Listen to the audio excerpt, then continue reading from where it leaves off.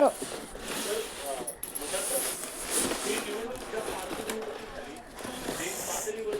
राज्य पातळीवरती एक मुद्दा सातत्याने मांडला गेला, खोटसपणे मांडला गेला, मतचोरीच्या संदर्भात. पण ही निवडणूक म्हणजे असं वाटतं की निष्णच तेच चालते. लोकांना या प्रश्नाबद्दल काय वाटतं तर बिहारची निवडणूक बोललं गेलं, पण आज या निवडणुकीतून जे समोर आलं असं म्हणू शकतो का आपण की मतचोरीचा एकमेव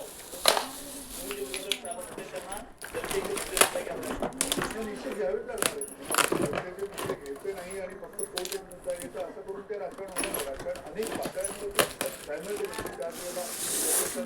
त्यामुळे विरोधकांना केवळ एक मुद्दा घेऊन समोर घेणं आणि काहीतरी असं कधीच होणार नाही. त्यांना अनेक पातळ्यांवर काम करायला लागणार, कारण भाजप हा 24 तास अनेक पातळ्यांवरती अनेक पद्धतीने काम करणारा पक्ष आहे. त्यामुळे खूप बलाढ्याचं आव्हान समोर आहे. हा भाग वेगळा, पण त्याबरोबरीनं जो मतचोरीचा मुद्दा आपण विचारला त्याच्यामध्ये एक सगळ्यात महत्वाचा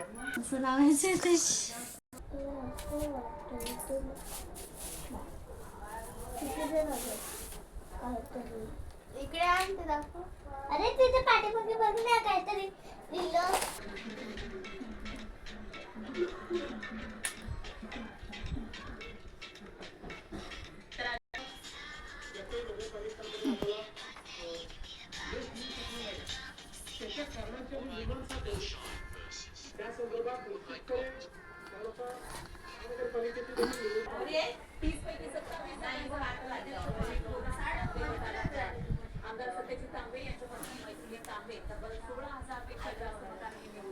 कलर बदला ना.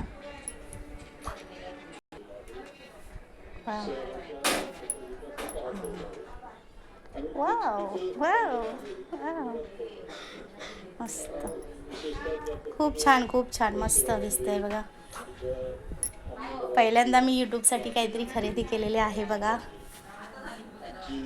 मस्त,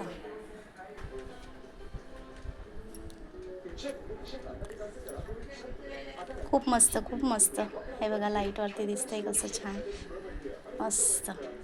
असा मोबाईल सेट करायचा आहे आणि मस्त अशी रिंग लाईट आहे आणि खूप मस्त मोडवरती बघा कलर चेंज होत आहेत. खूप भारी खूप भारी आहे बघा. वाव, मला हे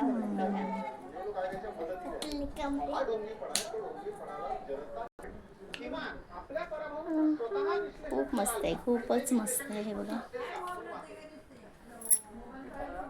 बघा गाईज, ह्याचे कलर पण चेंजिंग होतात. हां बघा, चेंज होतात कलर कसे, मस्त. मला कोणतं कलर मला तर आवडतं.